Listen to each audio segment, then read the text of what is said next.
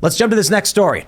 Let's get national with it. From Timcast.com, evidence implicating Hunter Biden in 459 crimes was just sent to every member of Congress. The report was produced following a 13-month investigation into material found on his laptop. The file was sent to all 535 members of Congress on October 20th and includes 140 alleged business-related crimes, 191 sex-related offenses, and 128 drug-related crimes, according to The Sun. It was also sent to district attorneys and U.S. attorneys for the jurisdiction in which the alleged crimes occurred. Okay, here's my question. Is anything going to happen? Let's break down the crimes. You got to list. You want to go through all the crimes? Come on, give me some of the hot ones. The hot ones. There's pictures. There's a lot of photos and videos that you could see. No. How about you watch them? Later tonight, maybe I'll do that in my room alone. How's that? No, I think he's been just living the criminal lifestyle, and not all crime is evil. Like if there's an evil law, you have a duty to violate that horrific law, like in Nazi Germany, for instance. But I think he's just been dodging it because his dad's the VP and now the president, and maybe he's got what's coming to him. Like if he's been hurting people, especially. He's been hurting himself. I don't know. I think the reason Hunter has gotten away with so much is because at the highest level, the DOJ is effectively politicized. So you look at stories like this and you wonder why. Why is this guy not getting arrested? But let's break it down to actually a personal level. Let's just say, fine, you don't want to talk about the Biden family. Let's talk about the pregnancy centers that were firebombed. You saw that story? Yes. Were any of those in Pennsylvania? I don't believe so. Because I know one right over here, like not that far away. We actually had one of our reporters go drive out to it. These people, nothing. I'm not hearing anything. And that's a terrorist attack, as far as it's terrorism, and nothing. But what do we hear about these pro-lifers? You talked about Mark Houck and how one Saturday 4 weeks ago, about 30 agents showed up with 15 cars, and on an early morning, we call that a night raid in Afghanistan. We'd help plan these ops where we'd go take down tough, armed terrorists that have killed people, and then send in special operators, about 30 or so. Usually, earlier in the morning than 7. But that we do that not proportionally towards a pro-lifer because he got in a shouting match with an opponent of his position, and apparently the guy was cussing over his kid, and so Mark pushed him, and the lower court threw the case out, and now the feds are going to come in with overwhelming force. Yep. That's obviously political. I had never dreamt in my lifetime we'd see the Department of Justice and potentially the FBI being politicized so much, because we have firebombing of crisis pregnancy centers, but then nothing happens in defending their rights. But of course, it's heavy-handed abuse, and we saw 2 priests arrested up in New York State now as well for being pro-life and praying outside a clinic. Praying. I mean, it should not be surprising. My opponent, Josh Shapiro, instead of fighting for our rights during the shutdown, he sued the Little Sisters of the Poor. I mean, he sued nuns. Who sues nuns over a religious issue? Twice. This seems like an overt violation of the First Amendment. Look, if they're going to make an argument about like an assault or something, it's like, sure, but a federal case out of it? I mean, that's the meme. Don't make a federal case out of it. That's true. It was a local protest. We used to have back in the day, I mean, maybe this is just a trope, and maybe there's reason to complain about it, but people get into bar fights, and the cops would be like, go home, guys. You're wasting everybody's time with this. These days, you make a federal case out of it. Yep, and they are. And that's very chilling, dude. So, what's interesting, Tim, is the Democrats blacklisted 21 Republicans a year and a half ago, 2 years ago. And I was number 1 in their hit list for some reason. They thought I was going to derail their plans in Pennsylvania, which we will. And they colluded with the media. This came out in the Salon article. This is not conspiracy. It's a fact. They admitted the DNC and DLCC, Democrat Legislative Campaign Committee, they worked with the media to try to take me down. And it didn't work. It made me more popular, actually. But I think most people, though, seeing you ad hominem attacks and people attacking your character and your work and your books, your dissertation, your service, that it mostly would drive people just to sit down and shut up. And that's the problem they had with me. That's why the media is so frustrated and aggravated, because I won't shut up. Because Rebbe and I, 30 years in the Army, moving around the world, 12 years out of the country, 12 moves. I had a sweet job lined up, was going to ride off into the sunset in a comfortable retirement, and I could not do that because your generation was getting the country from me worse off than how I got it from my dad, and that's my motivation. And they're used to politicians being a bunch of cowards, and I ain't going anywhere. We're going to win on November 8th, and we're going to turn the corner on this. How can I ask you how old you are? 58. 58. Y'all were supposed to give us flying cars. We were. Yeah. Here comes George Jetson. We got recession in 2008. Now we got economic crises. But no, I can appreciate you standing up and I could not walk away from it, and I could have. I had the sweet job making a lot more than a senator makes, but it's not about the money. I fought for these freedoms. I defended these freedoms. I love my country. You know, I love it so much that I was willing to lay down my life for it. No hero, but it was heartbreaking to me. I struggled with that. And Rebby can tell you, I was having trouble leaving the Army. I got too old. I reached colonel. That's as high as I can get in my career field. There's no generals in the field that I work. And what I just said, I said to a young man and at a radio station. He looked over at me, and I'm in uniform, about to retire. And he said, "Well, Colonel, why don't you do something about it?" And I was like, ouch, that hurt. I'm hearing that your opponent's not going to debate you. He refuses to see me on the stage. Why? He's a freaking coward. He's got nothing to run on, so he's hiding. I mean, here you are sitting down with us. You have no idea what we're going to talk about, what stories we're going to pull up. It's been an hour. We've had Carrie Lake on. We've had a bunch of Republicans. I'll give a shout out to Jen Perlman, a Democrat in Florida, who also came on, and you know it was great. Like, we disagreed on a lot of things, and it's just so difficult to get Democrats and leftist activists. There's like two that we've had on the show more than once. Shout out to Vosh, for everybody who doesn't like him. Hey man, he's willing to come here and argue with us. But they won't even debate. They won't debate you. I think Katie Hobbs, the same thing. She's not debating either. Not debating in Arizona, not debating in Wisconsin, not debating in Maryland. Right here, Dan Cox, he's a good friend. He's going to be a great governor here, and his opponent's not debating him either. Wow. You know what I think it is? Honestly, the truth would hurt their campaigns. Yep. Agree. Of course. Yep. That's it. They need to keep people in a tight space where there is a controlled narrative. And I'm sorry, beat the dead horse, but they will come out and claim we've got to reduce carbon emissions while Joe Biden's dumping the Strategic Petroleum Reserve, which is keeping petroleum flowing, and then go and bag, our rivals for oil. They clearly want the oil. They're just lying to you about it. I think you say something like that in debate and they go, hey, wait a minute. That's why they don't want to have a debate. Oh, Yep. absolutely. It's the first thing you bring up, among a bunch of other things. I mean, you can talk about the riots. They want to talk about January 6th. You say, okay, well, 5/29, there were a bunch of riots. They firebombed a guard post at the White House. These are the things that the media doesn't want to talk about. And if the media is not advancing the narrative, then, I'll put it this way. They don't need to enter a situation where their constituents will hear anything outside of their controlled narrative. That's exactly it. How do you break through to regular people then? Confront them. Meet them on the street and be like, that's what I did.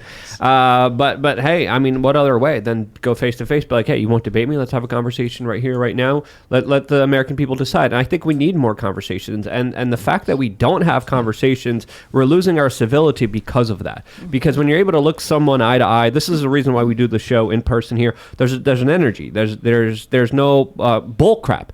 There's no nonsense. You say something I disagree with, I'm going to call you out on it. But I still respect a human being if they come from a different perspective and experience. But when you're not able to face somebody, you're able to vilify them a lot easier. And I think we're reaching a point in this country where it's becoming very, very dangerous to how partisan everyone is. It is chilling. So how do I get the message out? And so Facebook, of course, clamped down on me back on October 17th, 2020. And wow. I had the greatest reach on that platform for somebody in politics. I'm not a politician. But despite that, and so because of that, I can't boost posts. But despite that, I'm the number one in the nation over Democrat and everyone else on reach and Facebook, because we told people how we circumvent it. You share to your pages, manually share. And so social media is one way. Rebby and I have traveled the entire state, every single county several times, meeting people eyeball to eyeball. We probably, the past couple of years, we probably shook 100,000 hands. I don't even know. And taking time. We've been doing it for 2 years because of all that's been going on with COVID, and just people were hopeless in Pennsylvania. And so we get invited to all these different counties and events and things, and so we went. You guys would have a great YouTube show, the two of you guys co-hosting it, talking about Thanks. policy and stuff. I'd love it. Rebby's our secret weapon on the campaign here. I mean, it's fantastic. I'm the introvert that is sacrificing and using a microphone when I would rather not. The guy down in Mexico does this. He does his daily speeches or whatever, where like what's his name? Obrador. I'm not super familiar, but or maybe I don't know if he's still there. But I remember being told he like comes out on the balcony every day and talks about what's going on and just like lays it out. He's very blunt, very personable. This is the future of people want this. They want authenticity. They want real conversations. They don't want sound bites. They don't want talking points. They just want to be like, give it to me straight. I think one of the challenges is that there's the left and the right, but it's like a new kind of left and right, right? I grew up in Chicago, very liberal. Now they call me conservative and stuff, whatever. But I think the difference is you can tell me painful truths. I'll hear it. And maybe I'll be like, well, it's a good point, man. I don't know how you solve that problem. We have conversations about pro-life, pro-choice. And, Seamus, a good friend of ours, he's a Catholic conservative, very pro-life. We would have arguments, and then we'd laugh and tell jokes to each other because we can get along. We can live together. We're willing to hear things we don't like or don't agree with. We're willing to argue. The divide now is between people who just don't want to hear it at all. Yeah. There's something about politics where a lot of it's like managing morale, I think, as a politician or as a leader or something. And like if things are bad and you come out and tell everyone, hey, things are bad, they might panic and then that makes things worse. Yeah. So you want to be like, no, everything's fine. But then that can be a lie. And you're like, I don't want to lie to people.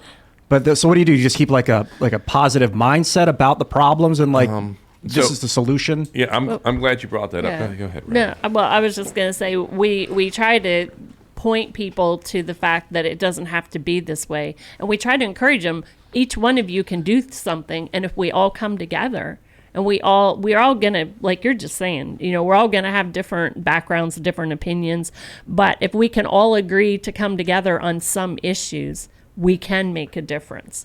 And that was one of the big ways of encouraging people and to watch out for each other, right? Like to remember, be your neighbor's keeper kind of thing. If somebody's struggling, help them out, and a lot of people came together and met during the pandemic. Yeah, tell them about the fireside. At our rally. So we started Doug started a fireside chat because people were so confused with our shutdown in Pennsylvania because it was so random how it was happening. And businesses couldn't figure out, like, can I stay open or am I on the list that has to close? And what's that look like? And so anyway, Doug got on every night for about a half hour and just kind of laid out the latest. Here's the list. And he sometimes was just reading through all the rules and talking to people, and people were asking questions. Hey, I have a hair salon, so seriously, I can't be open, but the abortion clinics are open, but I can't cut hair. I mean, it was like people just wanted to know, like, well, what's going on? Why is that going on?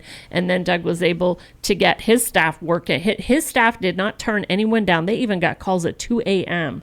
They did not turn anyone away from the entire state. They didn't just take care of the 33rd district. They were taking calls. And one of them was actually talking to a lady in Philadelphia during the time you were talking about with all the burning and everything. She lived above a store and she could hear them crashing and breaking everything, and nobody was answering. And she called his number, got some of his staff, and she said, the police won't come. What do I do? And so the staff stayed on the phone with her until it quieted down because she was fearful for her life.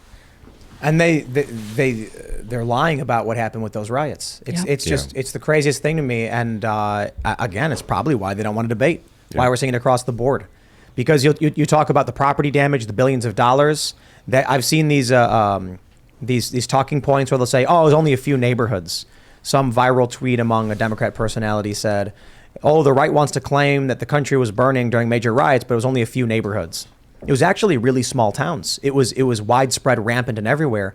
For whatever reason, you want to say it was because people were angry about George Floyd, or you want to say they were angry because they were locked up because of COVID. Regardless, Michael Tracy, journalist, he went to these small towns all over the country that people didn't know about, and he saw the same thing: boarded up windows, spray paint. Please don't hurt us. We support you. Please leave us alone. It's nightmarish, and there's never really been any kind of reconciliation or apology or admission. In fact, the Biden administration, Joe Biden's staffers were donating to bail these people out. That's right. Kamala Harris was fundraising to bail these people out. It's just this simple. Crime freaks me out. I don't want to have to worry about it. Look, for me, we were swatted here. I think we got like 13 swattings. Are you familiar with swattings? Yeah, sure. So we have to deal with that. Wow. Doing a high profile show, of course, we're going to have security concerns. So naturally, with crime going up, it matters a lot to me. If I'm going to go to a place and it's already that we have security concerns, I don't want to think about that. Mm-hmm. But it's really simple. On some of the biggest issues, the economy, the cost of goods, and crime, you've got Democrats who have actually supported and bailed out rioters and criminals, advocated for letting out convicted murderers. And then on gas prices, Joe Biden actually campaigned on getting us off fossil fuels. So I just tell people, look, there's a lot of things you can complain about culturally. There's a lot of cultural issues you want to talk about, pro-life versus pro-choice. I hear you, but right now, I know what's hurting you the most, and it's your gas prices are making it hard enough. You can't even get to work. If you can't get to work, how are you going to have a job? Then, because of the cost of gas going up, you can't now buy goods. They're saying, I saw a report, I think it was CNBC, we've got 25 days left in the U.S. diesel supply. I think it's distillate supply. Now, that doesn't mean we're going to run out. It just means it's the lowest it's been since 2008. These things don't have to be this way. That's right. I understand a lot of people may be concerned about, other issues in the culture war, but you can't complain about crime and gas and then vote for Democrats. Yeah. It's not just a culture war. I would say it's more of a psychological war. Former KGB defector Yuri Bezmenov, when talking about psychological warfare, subversion, and control of Western society, said specifically, quote, exposure to true information does not matter anymore. A person who is demoralized is unable to assess true information. The facts tell nothing to him, even if I shower him with authentic proof, document, and pictures. And I think that quote definitely rings true today with our modern society, especially with the mass amounts of kind of hypnosis, mind control that is really out there, with what some people have described as fifth generational warfare. Now, how do we overcome that? I think it's a lot harder than just said. Yeah. Well, let's Give people something to live for. Thanks for checking out this segment from the Timcast IRL podcast. But if you want to check out the full show live, tune in Monday through Friday at 8 p.m. And if you want more special access content, head over to timcast.com and become a member. Your membership helps sustain this company, keep our journalists employed, makes this show happen, and you will get access to exclusive members-only segments of the Timcast IRL podcast, and there's a massive library to check out. So again, go to timcast.com or tune in Monday through Friday at 8 p.m., and we'll see you all there.